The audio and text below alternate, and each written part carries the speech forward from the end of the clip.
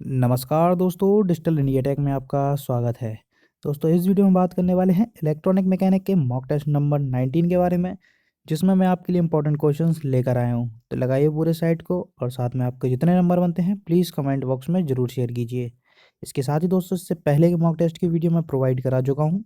जिन्होंने वो वीडियो नहीं देखे हैं, मैंने उनके लिए नीचे डिस्क्रिप्शन में लिंक दिया है, आप वहाँ से भी देख सकते हैं। अदरवाइज़ मेरे चैनल की प्लेलिस्ट में जाकर आप मॉक टेस्ट की वीडियो और टेक्निकल सेक्शन की वीडियो भी देख सकते हैं। तो दोस्तों, अभी तक जिन्होंने मेरे चैनल को सब्सक्राइब नहीं किया है, प्लीज़ मेरे चैनल को सब्सक्राइब करके बेल आइकन को दबाना ना भूलें। चलिए स्टार्ट करते हैं। फर्स्ट क्वेश्चन है दोस्तों, Gilbert is a unit of. Gilbert बतानी है किसकी यूनिट होती है, तो इसका सही आंसर है मैग्नेटोमोटिव फोर्स। ठीक है दोस्तों, जैसे इलेक्ट्रिकल सर्किट में होता है ईएमएफ इलेक्ट्रोमोटिव फोर्स, ऐसे ही मैग्नेट सर्किट में होता है मैग्नेटोमोटिव फोर्स। इसकी यूनिट होती है गिलबर्ट और अदर यूनिट होती है एटी यानी कि एम्पियर टर्न। ठीक है दोस्तों, दो यूनिट होती हैं, एटी यानी कि एम्पियर टर्न, नेक्स्ट है गिलबर्ट किसकी, मैग्नेटोमोटिव फोर्स की। ये एक तरह का क्या है, मैकेनिकल फोर्स है। ठीक है दोस्तों, और एक एक गिलबर्ट बराबर होता है 0.795। ठीक है दोस्तों, एक गिलबर्ट बराबर होता है 0.795। तो यहाँ पर मैंने आपको पहले क्वेश्चन के बारे में सब कुछ बता दिया है। गिलबर्ट मैग्नेटोमोटिव फोर्स की यूनिट होती है, अदर यूनिट है एटी। उसके बाद एक गिलबर्ट बराबर होता है 0.795। नेक्स्ट क्वेश्चन है, the amount of current flowing through a resistance depends on.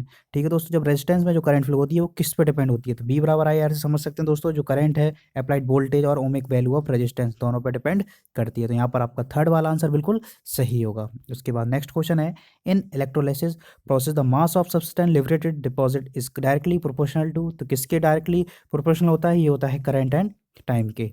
ठीक है दोस्तों, ये सेल्स का क्वेश्चन है, तो यहाँ पर फर्स्ट वाला आपका आंसर बिल्कुल सही है। नेक्स्ट क्वेश्चन है, अ क्रिस्टल डायोड इज। जो क्रिस्टल डायोड है ये बताना है कैसी डिवाइस है, नॉन लीनियर, बाइलेटरल, लीनियर या इनमें से कोई नहीं। ये होती है नॉन लीनियर, यानी कि आपका फर्स्ट वाला आंसर बिल्कुल सही है। जो क्रिस्टल डायोड है वो कैसी डिवाइस है, नॉन लीनियर। नेक्स्ट क्वेश्चन है, एक लेड एसिड बैटरी की एएच को बढ़ाने के लिए हम क्या करेंगे। एक लेड एसिड बैटरी है, एएच को बढ़ाना है, एम्पियर आवर की क्षमता यानी कैपेसिटी को बढ़ाना है, तो उसके लिए हम क्या करेंगे दोस्तों। उसका सही आंसर है प्लेटों की संख्या को बढ़ा देंगे, यानी कि इसका सेकंड वाला आंसर बिल्कुल सही होगा। बैटरी की एएच को बढ़ाने के लिए प्लेटों की संख्या को बढ़ा दिया जाए तो उसकी एएच यानी कि एम्पियर आवर जो कैपेसिटी है वो बढ़ जाती है। नेक्स्ट क्वेश्चन है, a transistor takes inductor on a silicon IC chip. बताना है ट्रांजिस्टर और इंडक्टर में से कौन का जो है वो एरिया सिलिकॉन आईसी चिप पर ज़्यादा लेता है। तो दोस्तों आपको पता होगा जो ट्रांजिस्टर है वो less space than inductor on a silicon IC chip पर जो एरिया कम कवर करता है। ठीक है दोस्तों, और आपको पता होगा आईसी चिप पर इंडक्टर को बनाना काफ़ी मुश्किल है, या कह सकते हैं इम्पॉसिबल है। ठीक है दोस्तों, आपके आईसी पर कौन से दो कंपोनेंट नहीं बनते, एक तो इंडक्टर, दूसरा ट्रांसफार्मर। तो यहाँ पर आपका फर्स्ट वाला आंसर बिल्कुल सही होगा, ट्रांजिस्टर है वो लेस देन स्पेस है इंडक्टर से।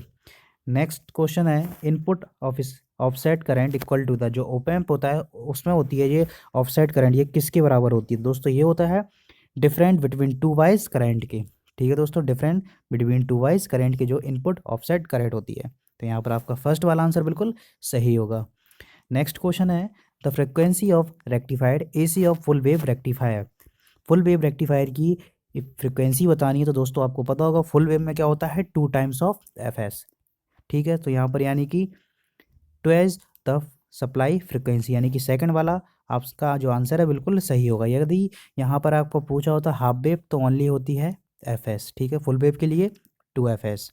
तो यहाँ पर आपका सेकंड वाला ऑप्शन बिल्कुल सही है। और दोस्तों ब्रिज रेक्टिफायर की बात कर लें तो वहाँ पर भी होती है एफ एस। तो यहाँ पर फिलहाल आपका सेकंड ऑप्शन बिल्कुल सही है। नेक्स्ट क्वेश्चन है, the side of a PCB, PCB यानी कि printed circuit board, on which the component are mounted is called. किस पर जो आपके कंपोनेंट है वो माउंट किए जाते हैं, तो उसका सही सही आंसर है कंपोनेंट साइड पर। फोर्थ वाला आंसर आपका बिल्कुल सही होगा। नेक्स्ट क्वेश्चन है, what is the fundamental property of an insulating material. तो जो इंसुलेटिंग मटेरियल होता है जिसको बोलते हैं हम प्रतिरोधक, उसकी एक फंडामेंटल प्रॉपर्टी बतानी है दोस्तों, तो आपका आपको सही पता होगा। सेकंड आंसर बिल्कुल सही होगा, क्योंकि उसमें जो डाइलेक्ट्रिक स्ट्रेंथ है इंसुलेटर मटेरियल की वो हार्ड होती है, ज़्यादा होती है डाइलेक्ट्रिक स्ट्रेंथ। तो यहाँ पर आपका सेकंड वाला आंसर बिल्कुल सही होगा। नेक्स्ट क्वेश्चन है, the operating DC voltage for a LED. जो एलईडी के लिए डीसी वोल्टेज है वो कितना होता है दोस्तों, तो इसका सही आंसर है होता है 1.6 वोल्ट टू 4.2 वोल्ट। एलईडी होता है लाइट एमिटिंग डायोड, और ये फॉरवर्ड अवॉइड कंडीशंस में ऑन होता है। ठीक है दोस्तों, तो यहाँ पर आपका फर्स्ट वाला आंसर फिलहाल सही होगा। नेक्स्ट क्वेश्चन है, crystal diode are used in transmitter because of their. इससे पहले की वीडियो में दोस्तों आपको बताया था क्रिस्टल डायोड के बारे में, और ट्रांसमीटर में इसका यूज़ हम क्यों करते हैं। तो दोस्तों ट्रांसमीटर में इसका यूज़ हम करते हैं फ्रीक्वेंसी स्टेबिलिटी प्रॉपर्टी के कारण, क्योंकि जो स्टेबिलिटी है इसकी वो बहुत ही अच्छी होती है, जिसके कारण हम क्रिस्टल ऑसिलेटर को हम यूज़ करते हैं। तो आपका फर्स्ट वाला आंसर यहाँ पर बिल्कुल भी सही है।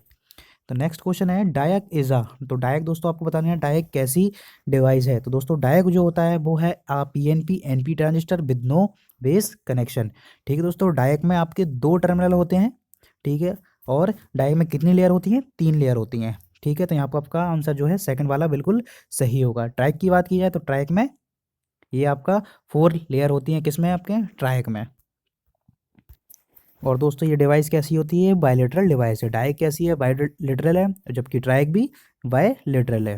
ठीक है दोस्तों, तो यहाँ पर आपका जो आंसर है वो सेकंड वाला आंसर बिल्कुल सही होगा। नेक्स्ट क्वेश्चन है, the speed of N AC motor can be controlled by using. जो एसी मोटर की स्पीड है हम किसके द्वारा कंट्रोल कर सकते हैं? तो दोस्तों इसका सही आंसर है डायक विद ट्रायक। ठीक है दोस्तों, डायक विद ट्रायक के द्वारा ही हम एसी मोटर की जो स्पीड है वो हम कंट्रोल कर सकते हैं। फोर्थ वाला आंसर यहाँ पे बिल्कुल सही है। नेक्स्ट क्वेश्चन है, in which digital code only 1 bit is change on advance 1 decimal number of the next. ठीक है दोस्तों, किस सिस्टम में आपकी जो वो है 1 बिट एडवांस में पहले से चेंज होती है डेसिमल नंबर में? तो दोस्तों इसका सही आंसर है वो है ग्रे कोड। ठीक है दोस्तों, ग्रे कोड में आपको पता होगा अगर इस तरह की कोई बिट दी है तो ऐसे, और इनका जो प्लस एक्स और कंडीशंस में ऐड होता है। तो ठीक है, तो यहाँ पर आपका जो आंसर है वो होगा ग्रे कोड। फर्स्ट वाला आंसर बिल्कुल सही है। इसकी डिटेल जानकारी आपको चाहिए तो दोस्तों मैंने डिजिटल की प्लेलिस्ट में आपको अब इसके वीडियो मिल जाएगा डिजिटल इलेक्ट्रॉनिक्स का, तो आप वहाँ पर पूरी डिजिटल इलेक्ट्रॉनिक्स को पढ़ सकते हैं। ठीक है दोस्तों, KVS TGT की प्लेलिस्ट में आपको इसके वीडियोस मिल जाएंगे। तो नेक्स्ट क्वेश्चन है, what is the PSRR value of ideal op-amp. PSRR जो ओपैम्प में होता है उसकी आपको वैल्यू बतानी है। तो PSRR होता है पावर सप्लाई रिजेक्शन रेशियो। तो दोस्तों इसकी वैल्यू होती है इनफाइनाइट। ठीक है दोस्तों, इसकी वैल्यू होती है इनफाइनाइट। इसमें गेन भी होता है इनफाइनाइट। इसके इनपुट इम्पीडेंस पूछा जाए आइडियल ओपैम्प के लिए तो वो भी इनफाइनाइट होता है, और जबकि आउटपुट इम्पीडेंस 0 होता है। तो दोस्तों ठीक है, यहाँ पर आपको मैंने बता दिया है। फिलहाल इस क्वेश्चन में आपका थर्ड वाला आंसर बिल्कुल सही है। नेक्स्ट क्वेश्चन है, which motor is not self start. इनमें से कौन सी मोटर है जो सेल्फ स्टार्टेड नहीं है? सिंक्रोनस या 1 फेज इंडक्शन मोटर या 8V। तो दोस्तों A एंड V यानी कि दोनों जो मोटर हैं वो दोनों ही सेल्फ स्टार्टेड मोटर नहीं है। तो आपका थर्ड वाला आंसर बिल्कुल सही होगा। नेक्स्ट क्वेश्चन है, AM को हम किस में यूज करते हैं? AM होता है दोस्तों क्या आपको पता होगा? Amplitude modulation. AFM होता है फ्रिक्वेंसी मॉड्यूलेशन। दोस्तों radio receiver, TV receiver and communication receiver, यहाँ पर हम सब में AM का हम यूज़ करते हैं। तो यहाँ पर आपका फोर्थ वाला आंसर बिल्कुल सही होगा, all the above mention equipments. ठीक है दोस्तों, AM का यूज़ हम सभी में करते हैं। नेक्स्ट क्वेश्चन है, the microprocessor 8085 has 40 connecting pins wherever. Microcontroller जो होता है 8051 इसमें कितनी पिन्स होती हैं ये आपको बताना है दोस्तों। तो इसमें भी आपकी कितनी पिन्स होती हैं? 40 पिन्स होती हैं, यानी कि आपका सेकंड वाला आंसर आपका बिल्कुल सही होगा। माइक्रो कंट्रोलर 8051 में 40 पिन्स होती हैं, जिसमें 4 इनपुट होती हैं और 8 बिट ये मेमोरी है। ठीक है दोस्तों, तो यहाँ पर आपका सेकंड वाला ऑप्शन बिल्कुल सही है। नेक्स्ट क्वेश्चन है, वह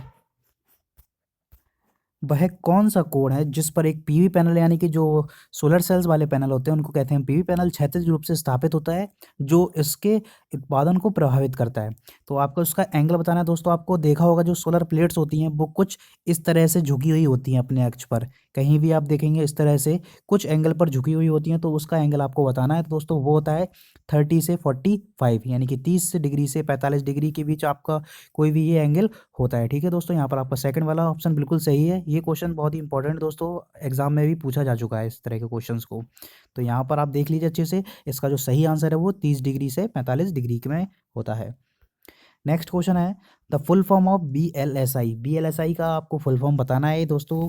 कंप्यूटर यानी कि डिजिटल का क्वेश्चन है, तो इसका फुल फॉर्म होता है वेरी लार्ज स्केल इंटीग्रेशन। इसके आपको पता होगा सबसे पहले होता है SSI यानी कि स्मॉल स्केल, उसके बाद मीडियम स्केल, उसके बाद लार्ज स्केल, उसके बाद वेरी लार्ज, उसके बाद अल्ट्रा लार्ज। ठीक है दोस्तों, उसके बाद की भी कुछ कंडीशंस हैं वो आपको नेक्स्ट वीडियो में बताने वाला हूँ। ठीक है दोस्तों, यहाँ पर फिलहाल इस क्वेश्चन में आपका क्या है, very large scale integration, first वाला आंसर आपका बिल्कुल सही होगा, जिसमें आपके 1000 से ज़्यादा गेट्स होते हैं। नेक्स्ट क्वेश्चन है, a pinch off region in reference to FET. जो पिंच ऑफ रीजन होता है एफईटी में क्या होता है दोस्तों, ये होता है सैचुरेशन रीजन में। ठीक है दोस्तों, यहाँ आपका फर्स्ट वाला आंसर बिल्कुल सही होगा। नेक्स्ट क्वेश्चन है, a micro processor is a programmable logic device. 8085 में आपकी कितनी एड्रेस लाइन्स होती हैं, ये आपको बताना है दोस्तों। इसमें होती हैं 16 एड्रेस लाइन। ठीक है दोस्तों, ये 8 बिट का माइक्रो प्रोसेसर होता है जिसमें 40 पिन्स होती हैं और आपका 16 एड्रेस लाइन यानी कि 16 एड्रेस लाइन होती हैं। तो आपका यहाँ पर फर्स्ट वाला आंसर बिल्कुल सही होगा। नेक्स्ट क्वेश्चन है, अ ट्यून एम्पलीफायर। जो ट्यून एम्पलीफायर होता है वो एम्पलीफाई करता है किस फ्रिक्वेंसी पर, तो दोस्तों इसका सही आंसर है a narrow band of frequency पर, यानी कि यहाँ पर फोर्थ वाला आंसर बिल्कुल सही होगा, narrow band of frequency tune amplifier. Next question है, FM signal are generally propagated by. जो एफएम सिग्नल है वो किसके द्वारा, के मतलब जो ग्राउंड में लेवल्स होती हैं किन के द्वारा प्रोपेगेट किया जाता है, तो उसका सही आंसर दोस्तों डायरेक्ट वेव्स, जिनको कहते हैं हम प्रत्यक्ष तरंगें द्वारा। ठीक है, यहाँ पर आपका थर्ड वाला आंसर बिल्कुल सही होगा। नेक्स्ट क्वेश्चन है, तो दोस्तों ये थे आज के 25 इंपॉर्टेंट क्वेश्चन। तो पूरे सेट को लगाइए और बताइए आपके कितने नंबर इस सेट में आ रहे हैं। और दोस्तों आज के लिए आपका जो क्वेश्चंस है वो ये है कि माइक्रो कंट्रोलर जो होता है 8051, इसके बारे में जो आपको बता चुका हूँ, 40 पिन्स का है, 8 पिन होती है। अब इसको आपने बताना है कि इसमें कितने जनरल पर्पज़ रजिस्टर्स होते हैं। ऑप्शन 8, 32, 4, 16। ठीक है दोस्तों, तो इसका जो आंसर है आप कमेंट बॉक्स में अपने मार्क्स के साथ जरूर शेयर कीजिए। तो दोस्तों वीडियो आपको पसंद आया हो तो प्लीज़ वीडियो को लाइक जरूर करें, शेयर करें और चैनल को सब्सक्राइब करना ना भूलें। मिलते हैं नेक्स्ट वीडियो में, तब तक के लिए धन्यवाद।